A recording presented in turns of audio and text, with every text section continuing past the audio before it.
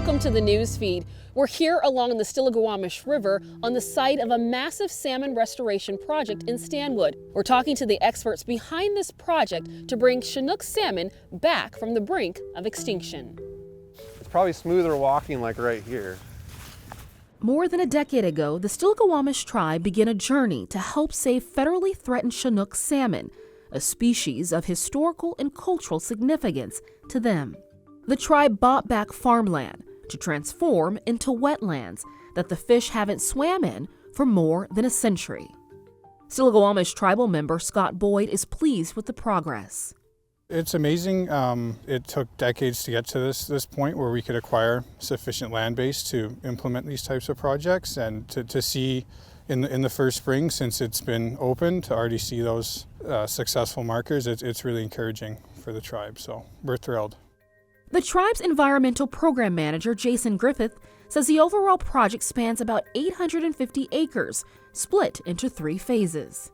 In 2017, construction of the first phase started, called Ziziba 1. Named after a Stillaguamish chief, it transformed more than 90 acres into a marsh. Last summer, an even larger Ziziba 2 took over more than 200 acres of land, restoring the habitat for fish and wildlife. So Chinook salmon, when they're coming out from the river to the sea, they spend several months down here in these marshes gaining size before they head offshore. And if they don't get big enough, they can get eaten by larger predators. And so these marshes serve as a stopover to gain the size they need to survive in the ocean. And the 3 stages of the project that we're working on, we're standing here at the Ziziba Phase 2, which was 230 acres that we restored last summer in 2025. It's part of an overall 850 acre project. What role does flooding play in this project? So flooding is part of the natural, function of a river. Those natural processes like flooding create and sustain salmon habitat over time.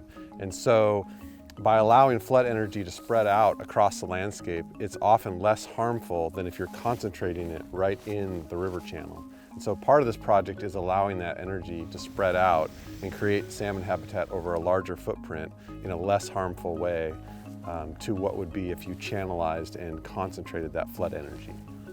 Jason, you're already starting to see some benefits from the project. Tell us what you're noticing out here. So we started noticing waterfowl and shorebirds in areas that we didn't see them before the project. And then as the months went on and the Chinook salmon started coming out of the gravel and working their way down the river, we started to see them inside the site. And these are marshes that had been cut off for 140 years. Properties like this that have been farmed for well over 100 years, you expect to find some level of contamination. So it's not just the goal of the Stillaguamish Tribe to restore these lands to their ecological function, but it's also to ensure that the water and the land is free of toxics. That way future generations of salmon that visit these waters can survive healthily.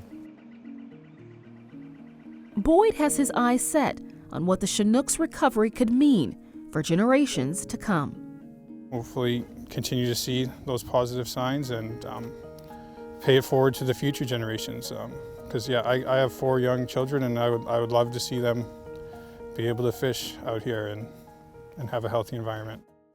I'm Paris Jackson. Thank you for watching the Newsfeed, your destination for nonprofit Northwest news.